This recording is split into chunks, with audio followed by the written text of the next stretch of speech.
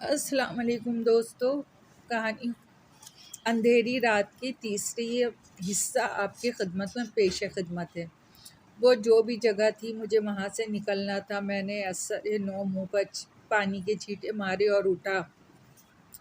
پاتال کی گہرائیوں میں چھپا چاند بڑی ہی باوقار انداز میں آسمان پہ آ ٹھہرا۔ چاند کے عقب میں آسمان کی سیاہ چادر پہ ستارے جھلملا رہے تھے۔ میں نے اپنے بے دم وجود کو جنبش دی اور آہستہ سے اٹھ کھڑا ہوا۔ میں نے آنکھیں پھاڑ پھاڑ کے ارد گرد کا جائزہ لیا اور اندازے سے مشرق کی جانب چل دیا۔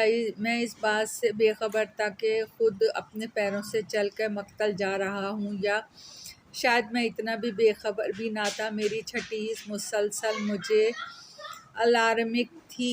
ماحول پر وحشتناک خاموشی طاری تھی۔ میرے چہرے پہ خوف کے سائے لرز رہے تھے اور قدموں میں لرزش تھی۔ او خدایا، کون سی فصل تھی!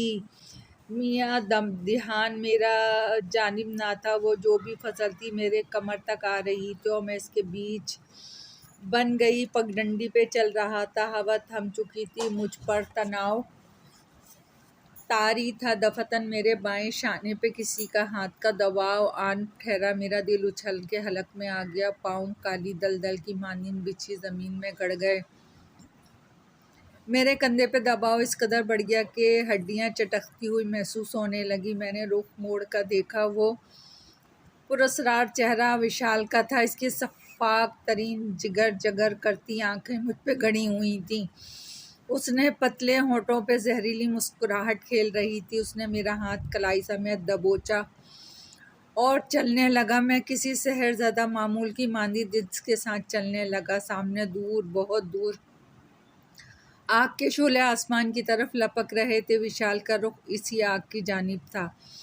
میں اس کا ارادہ بھانپتے ہی اندر تک لرز گیا۔ میں نے اس سے ہاتھ چھڑانے کی کوشش کی۔ میری مزاحمت پہ اس نے مجھے جھنجھوڑ کے رکھ دیا۔ چھوڑو مجھے، میں کلائی چھڑانے کی ناکام کوشش کرتا گھٹی گھٹی آواز میں بولا۔ ہاں، چھوڑ دیں گے تمہیں۔ زائلہ کا اضطراحی قہقہہ میری سماعتوں سے ٹکرایا۔ اس کا قد تقریباً 10 فٹ تک ہو چکا تھا۔ اس کے سیاہ لمبے لمبے بال گھٹنوں سے بھی نیچے آ رہے تھے۔ چلو لاؤ، اس نے وشال کو اشارہ کیا اور آگ کی جانب چل دی۔ اس کے گھنے سیاہ بال کسی چادر کی طرح اس کے عقب میں زمین پہ گھسٹ رہے تھے۔ وشال مجھے پھر سے کھینچتا ہوا لے چلا۔ میں برابر مزاحمت کر رہا تھا، تاہم اس کی فولادی گرفت سے نکلنا ناممکن تھا۔ آگ آسمان سے باتیں کر رہی تھی۔ اس کے پیلے نارنجی شعلے سمندر کی لہروں کی مانند اچھل کود کر رہے تھے۔ آگ جو سب کو کھا جاتی ہے، سب کچھ جلا کے خاکستر کر دیتی ہے، ایک آگ انتقام کی آگ بھی ہوتی ہے۔ یہ وہ آگ ہے جو اس وقت تک سرد نہیں پڑتی جب تک سب کچھ جلا کے راکھ نہ کر دے۔ میں بھی اسی آگ کا شکار تھا اور وشال کے انتقام کی آگ بھڑک رہی تھی۔ آگ کی بلند ترین شعلے میری جانب دیکھ دیکھ کے مسکرا رہے تھے۔ شعلوں کی تپش اتنی دور سے بھی میرے روم روم جلا رہی تھی۔ وشال مجھے بدستور گھسیٹتا چلا جا رہا تھا اور میں بدستور چلاتے ہوئے خود کو اس کی گرفت سے چھڑانے کی کوشش کر رہا تھا۔ خدا کے لیے مجھے اس میں نہ پھینکو۔ میری دہائیاں اس پر بے اثر تھیں۔ میں اس کے ساتھ گھسیٹتا اس کی فلک بوس آگ کے پاس جا کھڑا ہوا۔ خدا کے لیے مجھے اس میں نہ پھینکو، خدا کے لیے ایسا نہ کرو، میں ہذیانی انداز میں چلانے لگا۔ آگ کی تپش مجھے حال سے بے حال کر رہی تھی۔ میں گڑ گڑاتے ہوئے ان کی منتیں کر رہا تھا۔ تم سے کس نے کہا کہ ہم تمہیں اس میں پھینکنے لگے ہیں؟ اس میں پھینکنے سے تو تم مر جاؤ گے اور ہم نہیں چاہتے کہ تمہاری موت اتنی جلدی واقع ہو، اس قدر آسان ہو۔ ہم تمہیں تڑپا تڑپا کے ماریں گے اور ابھی تو کئی راتیں باقی ہیں۔ اذان عمر!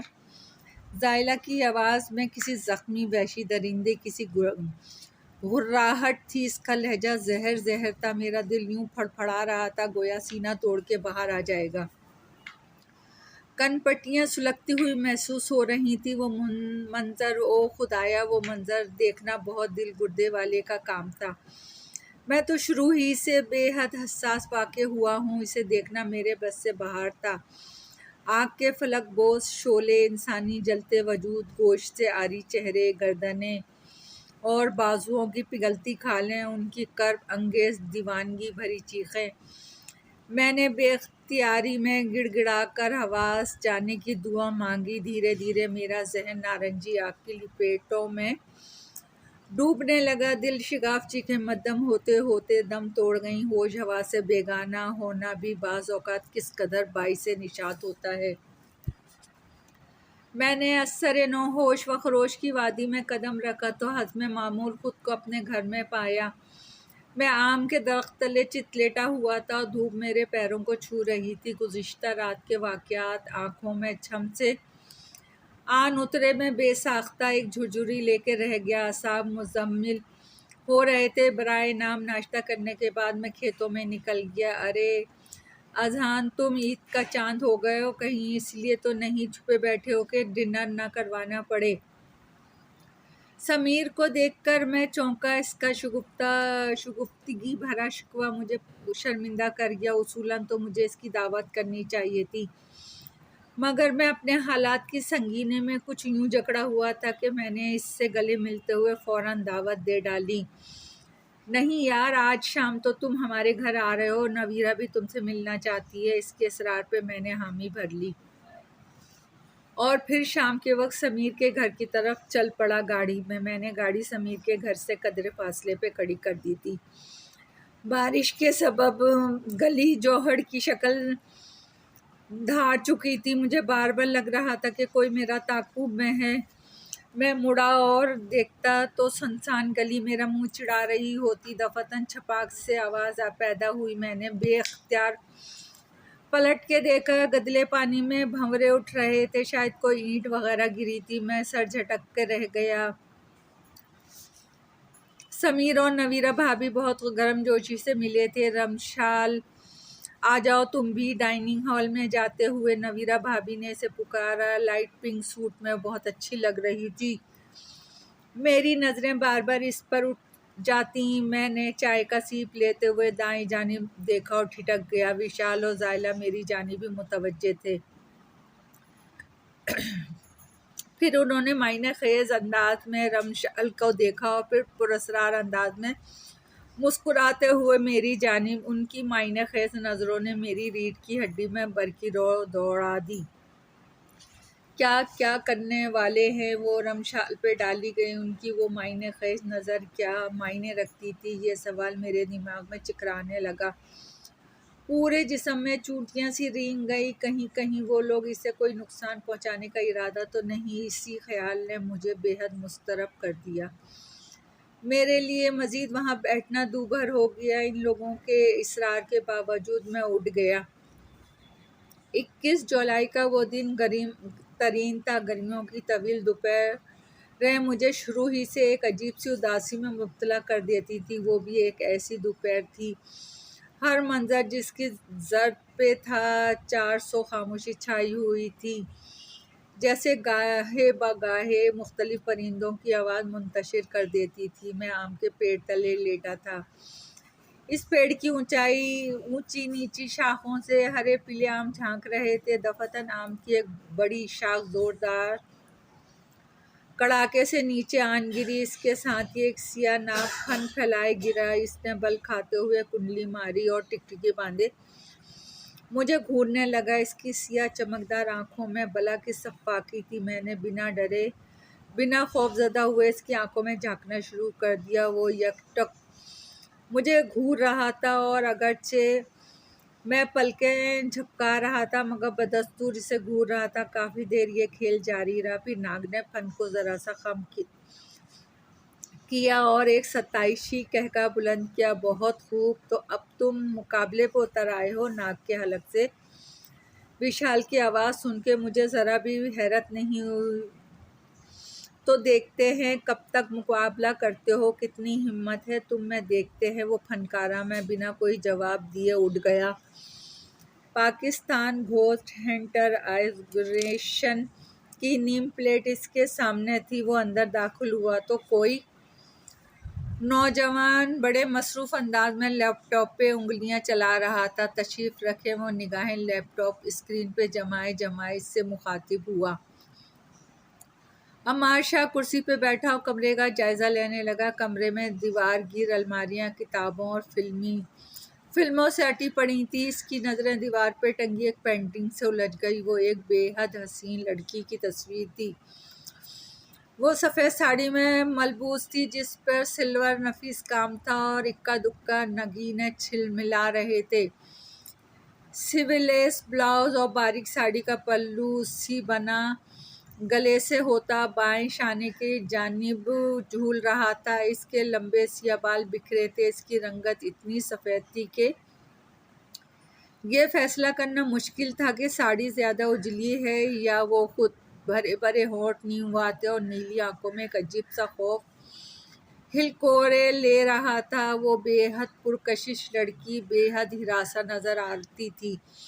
اس کے پیچھے آگ تھی، فلک بوس اورنج پیلی آگ، اور اس آگ میں عجیب و غریب بے ڈھنگے بے ہنگم ہیولے موجود تھے۔ ایک عجیب سی لہر عمار شاہ کے وجود کو جھنجھوڑ گئی، ایک عجیب تو غریب مگر بے حد پراسرار تھا جو اس کی رگوں میں گویا چٹکیاں کاٹنے لگا تھا۔ یہ تصویر راجستھان کی ایک بستی کی ہے۔ یہ لڑکی ویجنتی ہے، شامیر نے اسے انہماک سے تکتے پا کر بتایا۔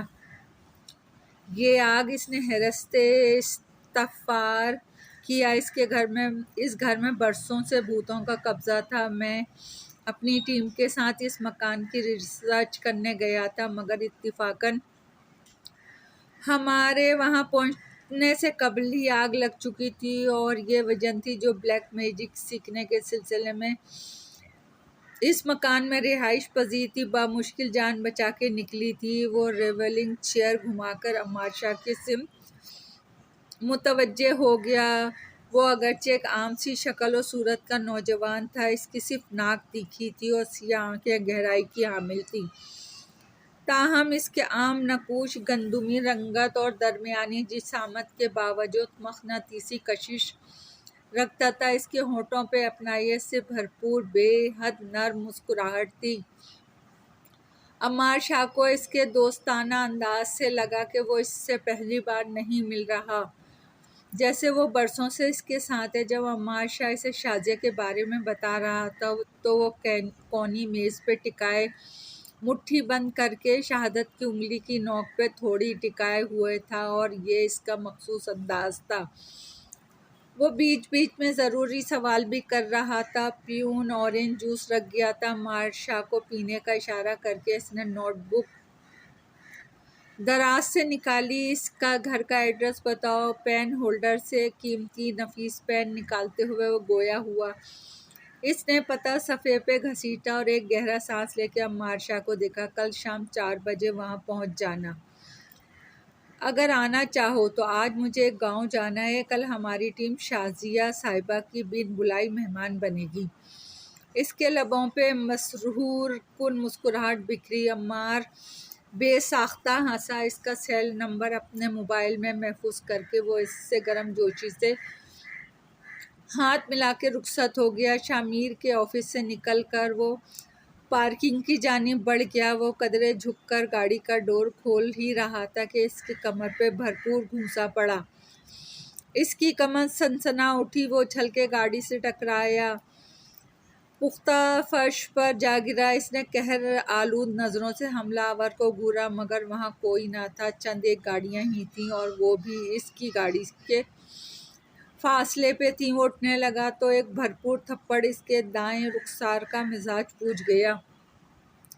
اس کے گال پہ چنگاریاں سے رینگ گئی، آنکھوں کے آگے ستارے ناچ گئے۔ اس نے لاشعوری طور پہ ہونٹ دانتوں تلے دبا کے کراہوں کا گلا گھونٹا اور اٹھ کھڑا ہوا۔ اگر زندگی چاہتے ہو تو شامیر کو منع کرو۔ سرسراتی آواز گویا فضا میں گھل گئی۔ اس کا جڑ بڑا سختی سے بجھ گیا۔ زندگی اور موت، یہ اللہ کے سوا اور کوئی قادر نہیں۔ اس کا سرد لہجے میں کسی چٹان کی سی سختی تھی۔ اس کے ساتھ ہی وہ قرآنی آیات کی تلاوت کرنے لگا۔ اس کے بعد اس کے راستے میں کوئی حائل نہ ہوا تھا۔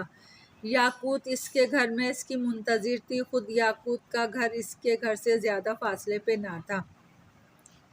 کیا رہا، وہ چھوٹتے ہی بولی۔ جواباً اس نے تمام واقعہ کہہ سنایا۔ عمار کہ ایسا نہیں ہو سکتا کہ تم شامیر کو منع کر دو۔ میں نے سنا ہے کہ جب یہ مخلوق انتقام پہ آتی ہے تو بہت تباہی مچاتی ہے۔ مجھے بہت ڈر لگ رہا ہے۔ ڈر تو اس کے لہجے میں مرتعش تھا۔ ڈونٹ وری یار۔ اسی دوران عمار شاہ کی والدہ زرینہ آ گئیں تو موضوع تبدیل ہو گیا۔ یاقوت کو اتنی صبح صبح وہ اپنے کمرے میں دیکھ کے حیران رہ گیا۔ اس کا حلیہ بے ترتیب تھا، بال بکھرے، شکنوں سے بھرے کپڑے اور آنکھوں میں نمی۔ خیریت، وہ ابھی نماز سے فارغ ہوا تھا۔ رات بھر اسے بیڈ روم کے دروازے اور کھڑکی پہ کسی لڑکی کا سایہ دکھائی دیتا رہا تھا۔ خیریت تو تم ابھی شامیر کو منع کر دو وہاں جانے سے عمار۔ میں امی، ابو، سبزل، آپی اور تمہیں کھونے کا حوصلہ نہیں پاتی۔ خود میں وہ سسک اٹھی۔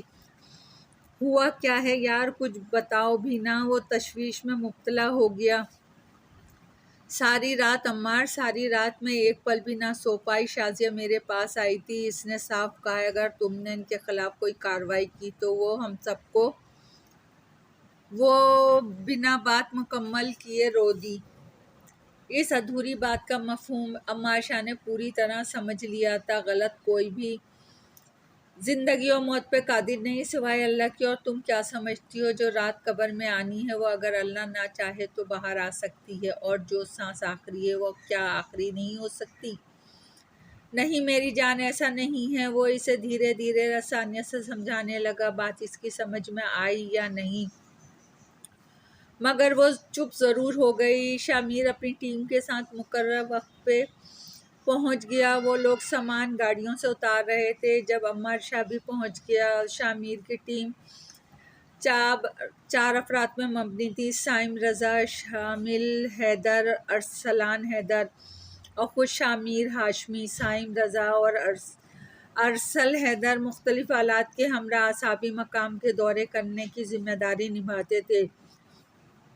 شامل حیدر تمام ٹیکنیکل معاملات سنبھالتا تھا، عموماً آڈیو ویڈیو ریکارڈنگ کا تجزیہ کرنے اور سمعی بصارت مواد کو ترتیب دینے کا کام کرتا تھا۔ شامیر ہاشمی کا حصہ ہر کام میں ہوتا تھا۔ وہ دروازہ کھول کے اندر داخل ہوئے تو در سرد ہوا کا جھونکا سرسراتا ہوا نہ چھوتا ہوا گزر گیا۔ خلاف توفیق شامیر کو زیادہ مشکلات کا سامنا نہیں کرنا پڑا۔ اس نے اسی گھر کے تہہ خانے میں تلاوت کر کے اور آب زمزم چھڑک کے تہہ خانے کے باہر حصار قائم کر دیا۔ حلق میں چبھتے کانٹوں کے سبب اس کی آنکھ کھل گئی۔ رات کی آندھی تاریکیاں چاروں اور اپنے پر پھیلائے تسلط جما چکی تھی۔ سناٹا اپنے ٹھکانے سے نکل آیا تھا اور اب کسی بھٹکی ہوئی بدرو کی مانند سارے میں چکراتا پھر رہا تھا۔ اس نے بے خبر سوئے عمار شاہ کو دیکھا۔ اس کے چہرے پہ بچوں کی سی معصومیت تھی۔ بے ترتیب بال پیشانی پہ بکھرے تھے۔ اٹھتی ہوئی مغرور ناک کی نوک زیرو پاور کی روشنی میں دمک رہی تھی۔ وہ اس کی نیند ٹوٹنے کے خیال سے دبے پاؤں بیڈ سے اتری۔ اس نے پانی پیا۔ گلاس اب اس کے ہاتھ میں تھا کہ اسے اپنے نام کی پکار سنائی دی۔ اس نے اپنا وہم گردانتے ہوئے سر جھٹک دیا، لیکن اگلے ہی لمحے اس وہم کی نفی کر گیا اور حقیقت کو اس کے سامنے بے نقاب کر گیا۔ تمہارا شوہر عمار شاہ نے ہمیں قید کروا کے اپنی زندگی کی سب سے بڑی غلطی کی ہے۔ اسے کہنا اب سزا کے لیے تیار رہے۔ تم لوگوں کے پاس 28 جون تک کی مہلت ہے۔ اس دن تم لوگوں کو ایسی سزا ملے گی کہ تم لوگ نہ زندوں میں رہو گے نہ مردوں میں۔ میں شازیہ کی پھنکارتی آواز میں زہر ہی زہر تھا۔ یاقوت سن سی کھڑی رہ گئی۔ کر لینا اپنی مرضی، تم نے کتنی منتیں کی تھیں مت کرو ایسا، مگر تمہیں تو کسی کی کوئی پرواہ ہی نہیں۔ تم ایک خود غرض انسان ہو۔ عمار شاہ کیا ہوا ہے؟ وہ اس افتاد پہ حیران تھا۔ وہ واپس آ گئی ہے عمار، شازیہ آزاد ہو گئی ہے، وہ گھٹی گھٹی آواز میں چلائی اور عمار کو رات میں پیش آنے والا واقعہ سنایا۔ واٹ؟ وہ ششدر تھا۔ کچھ نہیں ہوتا یار، زندگی و موت صرف اللہ کے ہاتھ میں ہے۔ وہ اس کا گال تھپ تھپاتا تسلی دینے لگا، مگر یاقوت کسی طور سنبھلنے میں نہیں آ رہی تھی۔ مختلف اندیشوں بھیانک بلاؤں کا روپ دھارے اس کے ارد گرد رقصاں تھے، ادھام سانپ بن کے پھن کاٹ رہے تھے اور خدشات کے زہریلے بچھو لمحہ لمحہ ڈنک مار رہے تھے۔ اس دن پھر اسے شازیہ دکھائی دی۔ اس دن صبح ہی سے وہ بوجھل بوجھل سی تھی، اگر گہری اداسی ویرانی میں گھل کر اس کے اندر ڈیرے ڈالے ہوئے تھی۔ اس دن چونکہ شک تھا سو عمار گھر پر ہی تھا۔ وہ کسی کام کے لیے نیچے جا رہی تھی کہ اس نے آہٹ پہ گردن ترچھی کر کے اپنے بیڈ روم کی جانب دیکھا، جہاں عمار اسے واپس آنے کے لیے کہہ رہا تھا، جو چاہتا تھا کہ مجھے کہہ دو تم سیڑھیاں نہ چڑھا کرو۔ اس کے لبوں کو فاخرانہ بھری مسکراہٹ نے چھوا۔ عمار کی محبت اسے مغرور کر دیتی تھی۔ اسی پل اس نے شازیہ کو اپنی طرف آتے دیکھا اور دھک سے رہ گئی۔ وہ لڑکھڑائی اور اس کا پاؤں پھسلا اور وہ 11 سیڑھیوں سے لڑھکتی چلی گئی۔ یاقوت! عمار چلاتا ہوا اس کی جانب لپکا۔ اس کا دل کسی نے ریل کی پٹری پہ رکھ چھوڑا تھا اور ٹرین اپنی ہزاروں ٹن وزن کے ساتھ اس پہ سے گزر رہی تھی۔ اس کا دل بری طرح کچلا جا رہا تھا۔ وہ دو سیڑھیاں پھلانگتا اس تک پہنچا۔ شازیہ طنزیہ مسکرائی، اسے ہی دیکھ رہی تھی۔ وہ اسے نظر انداز کر کے یاقوت کو اٹھا کے بھاگا، مگر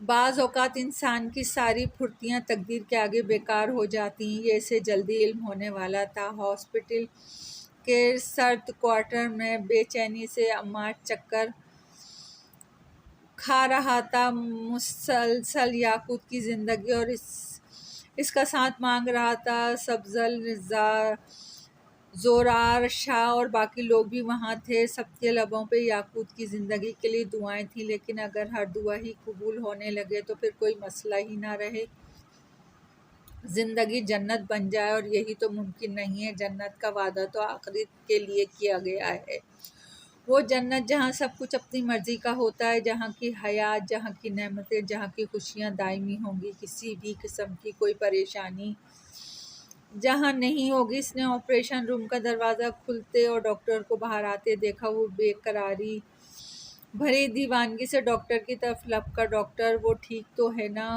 وہ ڈاکٹر کا سپاٹ چہرہ کھوج رہا تھا، خون بہت بہہ گیا تھا۔ وہ ٹھیک ہے نا؟ ڈاکٹر کی بات کاٹ کر وہ بے قراری سے بولا، وہی تو بتا رہا ہوں، سر کی چوٹ بہت شدید تھی۔ اور پھر ڈاکٹر، مجھے صرف یہ بتائیں کہ وہ ٹھیک ہے نا؟ ڈاکٹر تیمور افندی نے بے بسی سے اسے دیکھا، جو صرف ہاں سننا چاہتا تھا، اس کے علاوہ کچھ بھی سننے کا روادار نہیں تھا۔ I am sorry, she is no more. Doctor نے اس کے اعصاب پہ، اس کے حواس پہ بم پھوڑا۔ بعض اوقات کوئی غیر متوقع صدمہ اتنا اچانک حملہ آور ہوتا ہے کہ ہم ڈھنگ سے حیران بھی نہیں ہو پاتے۔ شی از نو مور۔ ہاسپٹل کے سرد کوریڈور میں یہ صدا چکرانے لگی، شی از نو مور۔ در و دیوار بین کرنے لگیں، شی از نو مور۔ زمین سے لے کر آسمان تک ایک ہی صدا محیط تھی۔ یاقوت، وہ بے جان انداز میں ننگے فرش پہ بیٹھا، شی از نو مور۔ اسے لگا کہ وہ مر گیا۔ اس نے خالی خالی نظروں سے اپنے گھر والوں کو روتے دیکھا، پھر اپنے خالی ہاتھوں کو دیکھا۔ اس نے اپنے آپ سے سرگوشی کی، عمار شاہ مر گیا۔ دوستو، ابھی کہانی جاری ہے۔ پسند آئے تو لائک اور سبسکرائب کیجیے گا۔ آپ کی دعاؤں کی طلبگار۔